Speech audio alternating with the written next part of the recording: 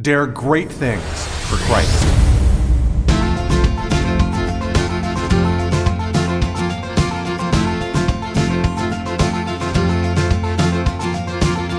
Christ calls us to dare great things. In the marketplace, as well as in the mission field, there has never been a time like the present for the spirit of the Catholic entrepreneur. Now is the time for men and women of great courage and great vision to engage our church and our culture. Now is the time to dare great things. And here is your host as we dare great things, Father Nathan Cromley, the president and founder of the St. John Institute. In the myriads of articles and books written on leadership, it's astonishing how few times truth is mentioned. Certainly there are many reasons for this, but the fact that so many feel as if truth can be omitted from a conversation on leadership only underscores its importance, especially for Christian leaders. But for many of us, the question remains, why is truth important? Does truth divide us rather than unite us? And if there is a truth, how do we come to know it? Welcome to the first of a series dedicated to these questions.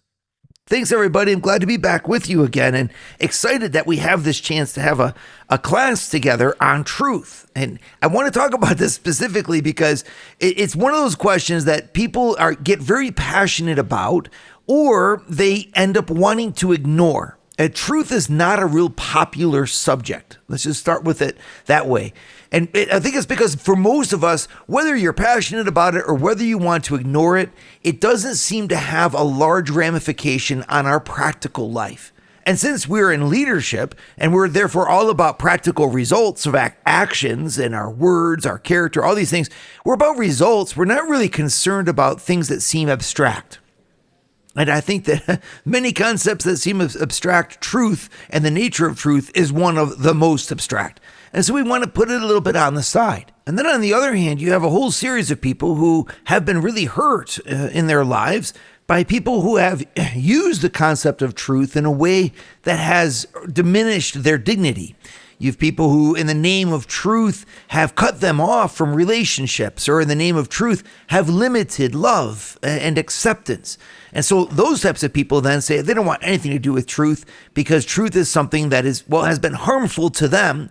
And so they can kind of see it as a term that gives people privilege to then excuse those with whom they differ. And so both of those kind of scenarios have rendered speaking about truth in today's context something that it just doesn't seem like a place where we really need to have that many battles, right?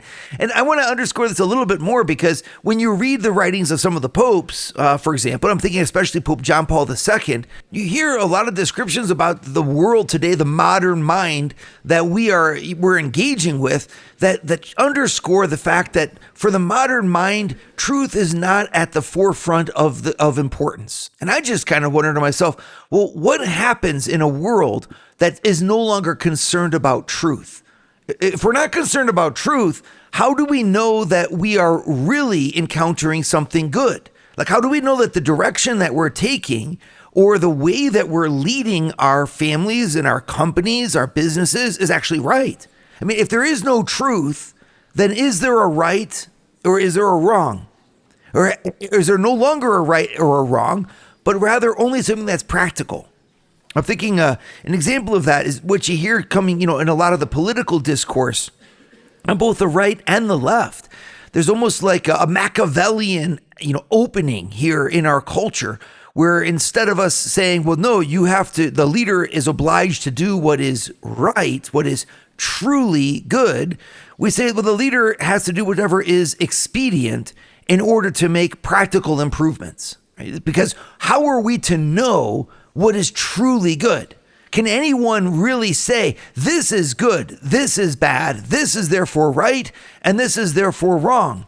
Well, those two distinctions about what is good and bad, right or wrong, are linked to whether or not the mind can say this is true and this is false. And so in a world where we're skeptical and where we put truth on the side, there's going to be an impact in the way that we gauge what we should be doing and what we should avoid doing. What is really the right direction for our leadership to take, and what the real goal is for our company, for our finances, for our families, and what is a mistaken path, or a path that is inferior, right?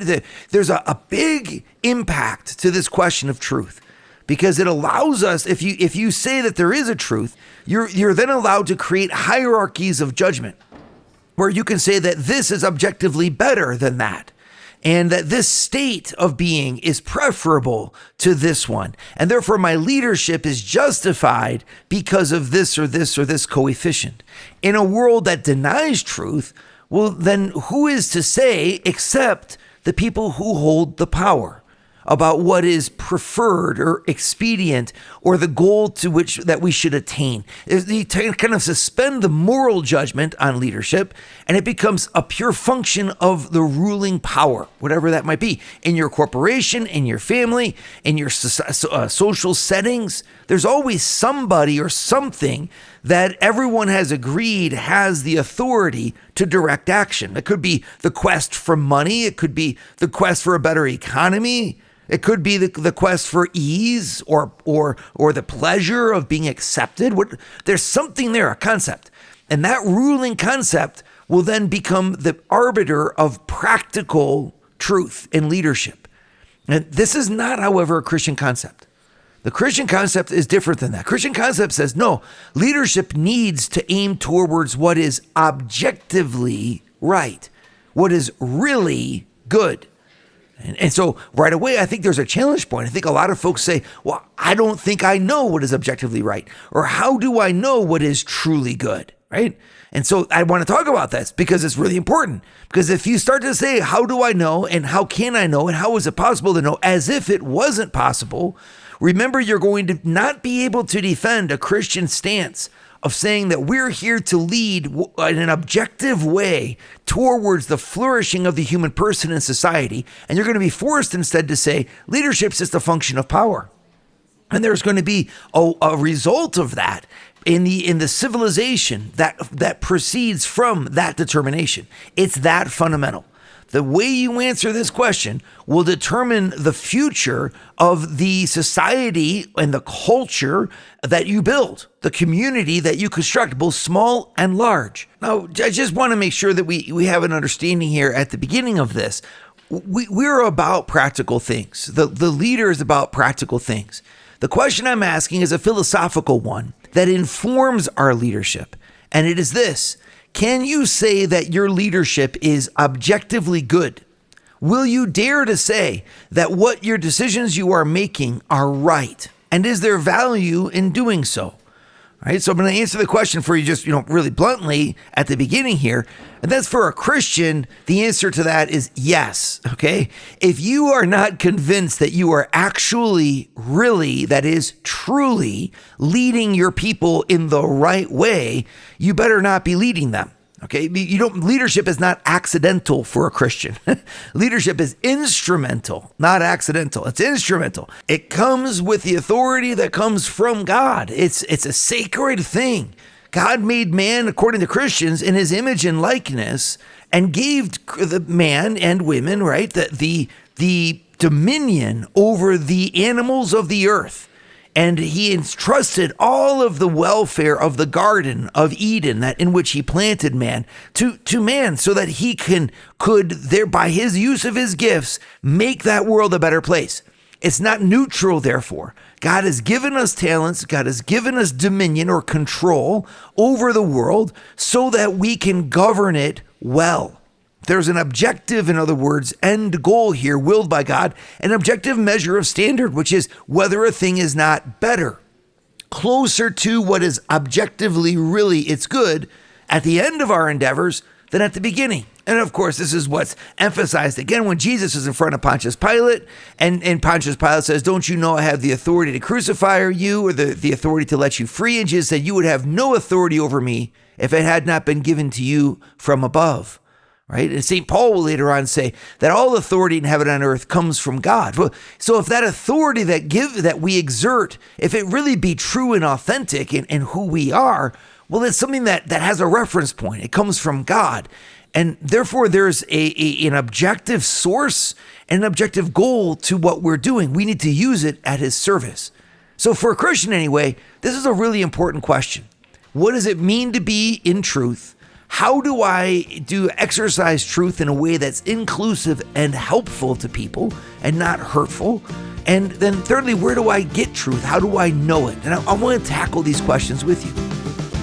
Would you like to hear more from Father Nathan? Join the St. John Leadership Network and receive a 2-minute glance at the gospel every Sunday morning right to your phone.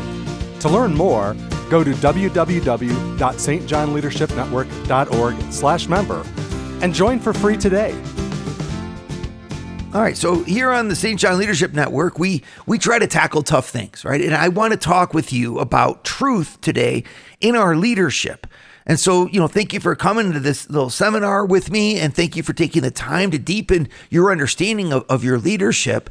Let's dive into this. I want to start by citing a reference, which is Pope John Paul II. I mentioned him just a little bit ago. He wrote a document called Fides et Ratio, or Faith and Reason. And on September 14th, 1998, he came out with this. So it was just a little bit ago, about 30 years ago. But in his, he really sums up the situation that I want to ponder with you. He says, quote, "In the present letter, I wish to pursue my reflection by concentrating on the theme of truth itself and on its foundation in relation to faith. For it is undeniable that at this time of rapid and complex change can leave especially the younger generation, to whom the future belongs and on whom it depends, with a sense that they have no valid points of reference.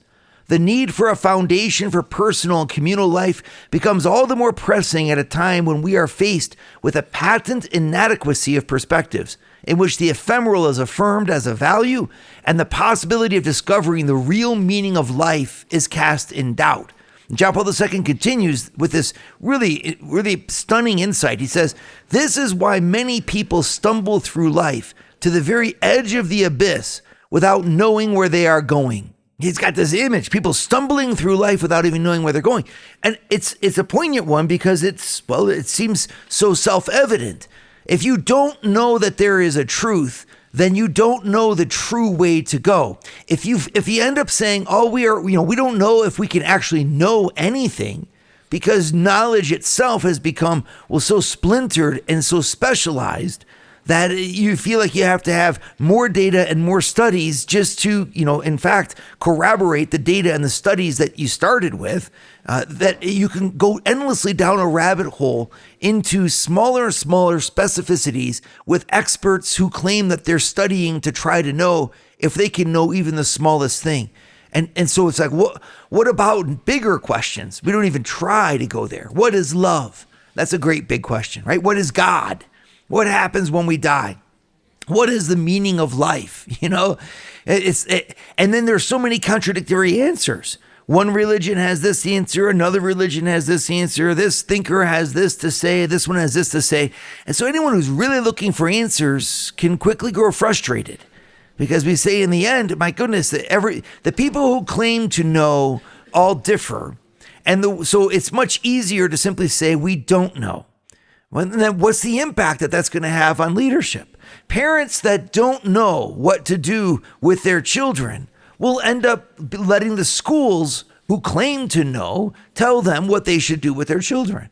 Or married couples that don't know how to find love for each other might simply choose to fall out of love as quickly as they fell into it, and then declare that falling out of love is just as valid as them falling into it. And then our young people are left asking the question, like the Pope said, what is the real goal of anything? Is there really a purpose to building?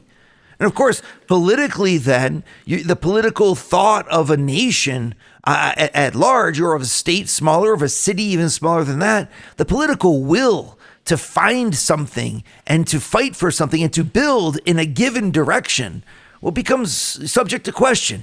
Is it not just the whim of those in power to build in this way or that? And politics breaks down to where you could even have, of course, and we hope we never get there, but you could have the defeat of the civilization built on the political will that is seeking to strive after what is objectively good. And I know these are a lot of really concepts that are very complex, and I'm linking them in a very simplistic fashion. But the links that I'm making, even if they be simplistic in this discourse here, they're true at the same time. There will be an effect. And it's really very interesting to go back to those. And even looking at a bigger question, kind of like, well, where am I going to end up in the leadership in my family? I'd say, well, if you don't define the end goal for your family, what's going to take you there? Where will you end up? Will you end up where you want it to be? How do you bring a family into a culture that is really the best that it can have if you're not able to define what that is? And so just be very careful. It's kind of in the mode, in fashion today to say, we're not sure that we believe in truth, or let's not say that there is any absolute or objective truth. But remember the impact that has on a leader. As soon as you say that as an intellectual, you end up taking away from the leader the backbone and the strength that supports their authority. You've really just said, we'll only do what you say because you're in charge. There's no reason beyond your power for us to do what you want to do. And this is why it's so important for us to regain this confidence in a boldness and a joy in the truth. This was even recognized in the very first Christians. If you go back to the Acts of the Apostles, one of the things that really denoted when Simon Peter preached, or when any of the 12 apostles for that matter preached, there's a Greek word that was used to describe the way that they spoke, and it's pareia.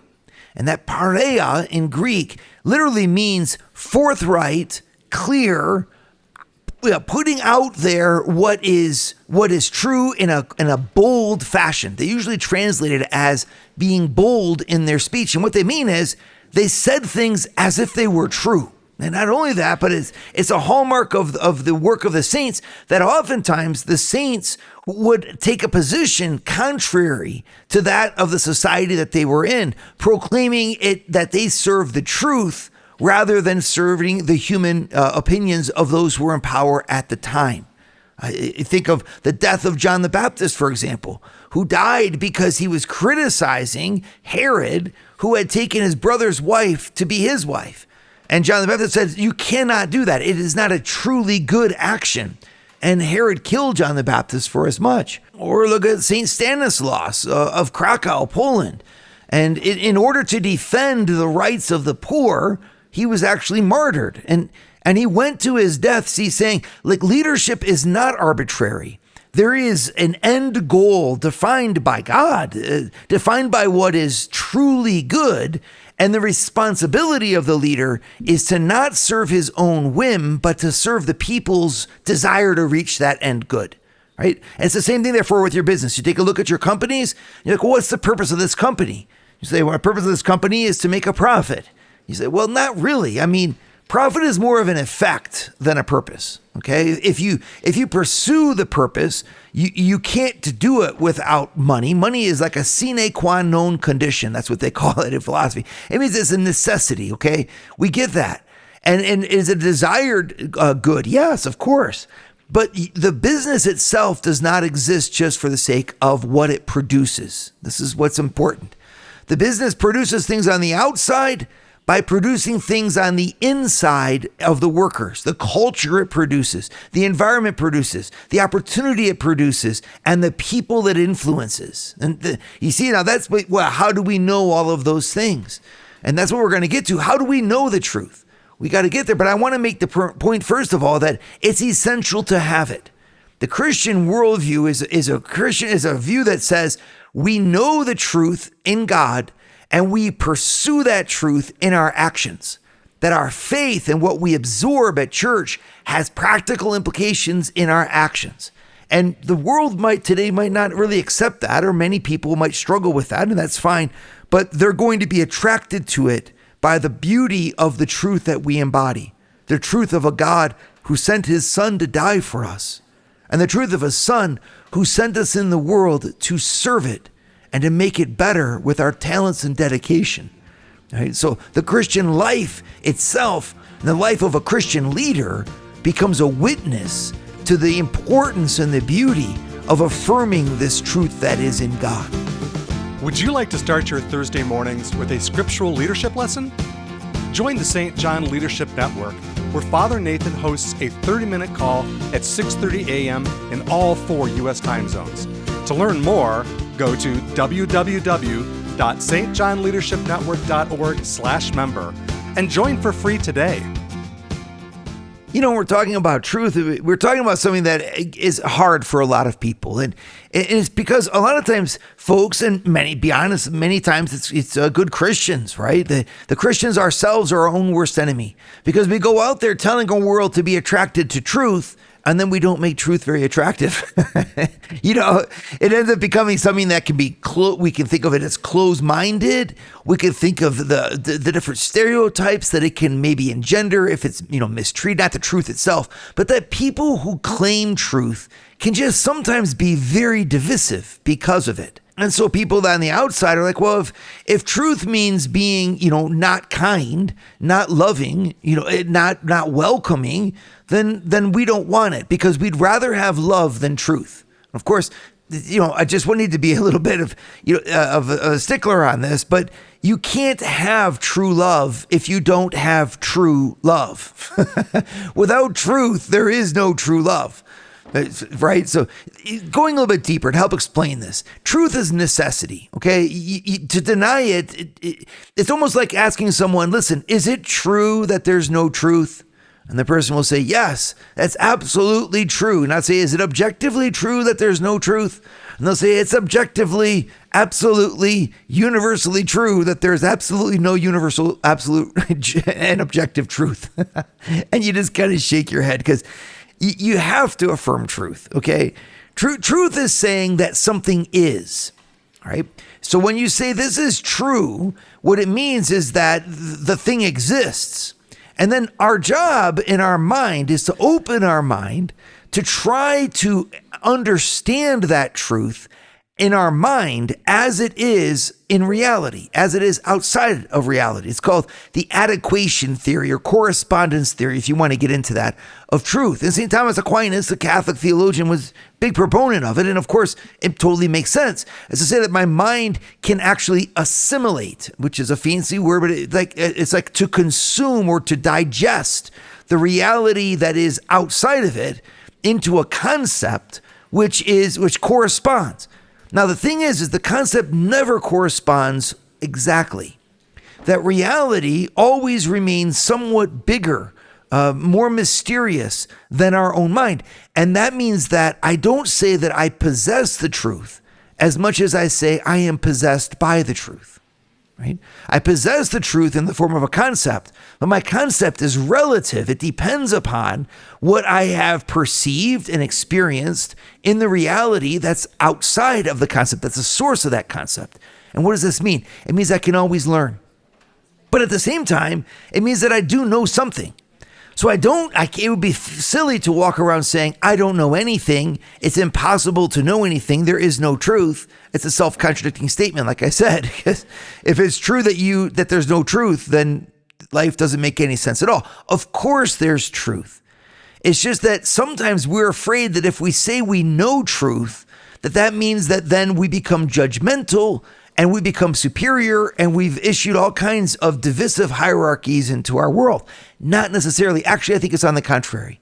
Because if you know that your thoughts actually are dictated by and relative to a reality that is wonderful, expansive, beautiful, attractive, engaging, well, then why you will never say that your thoughts are equal to that reality. Your knowledge of a river will never replace being in a river itself. In fact, it's why you would keep going back to the river. You would actually go swimming in the river because you know it. And it's not despite the fact that you know it. It's just the opposite. And in the same way, learning about that experience, whatever it is that you know, it becomes an appetite of your soul. I want to speak with other people who know other things or maybe more things or have different vantage points from me about this reality, which is just so wonderful. And so on the one hand, I begin my knowledge of truth by saying that I know it. And then I continue that knowledge of truth by dialoguing with everyone else who claims to know it too, even if they disagree with me. Which is very important because it means claiming truth does not divide. Claiming truth actually unites. Because now I'm actually engaging with people who are different from me. If I say there is no truth, I also say there's no reason for us to find unity. Right? There can't be any real unity at the deepest part of who we are if there's not an appetite inside both of us for the same thing, so that we can find in the other what we miss in ourselves. Right? This is very important for our leadership, because as Christians, we're going to want to say, well, I find that truth, of course, from God's holy word in his Bible. We believe in a revealed truth, that God spoke his word in his son, and that his son's truth is fully and faithfully transmitted to us in written form in the sacred scriptures. That's an incredible statement, saying that we're not wandering around in the dark. We know if we want to know what we're supposed to do with our leadership at business, we need to go back to the Bible, and we need to read it and find it there. It might not be easy, but we can find it. In the same way, we as Catholics affirm, unabashedly, that we can also discover truth by the power of our reason. Not to replace the Bible, but rather to read the Bible intelligently and to also explore the sciences and the world with our reason. That in the light of reason and the light of Scripture, respecting the different levels that each has, we're able to know something that's true and then offer a guiding light to the whole world. This is our role as leaders, and it's so important that we grasp it. Don't be afraid of claiming truth. Claiming truth is the same as claiming leadership. The moment you claim truth, you claim the right to be a party in the dialogue, and that great dialogue of humanity about the end goal of that we all strive for, and the means by which we should attain it. You accept the responsibility of bringing this world as a leader sent by God and in his footsteps to the true good. And that's no small thing. Dare great things for Christ. Share your feedback with Father Nathan. Send us an email at communications@stjohninstitute.org. That's communications@stjohninstitute.org. And visit www.stjohninstitute.org and sign up for our newsletter to receive updates from Father Nathan.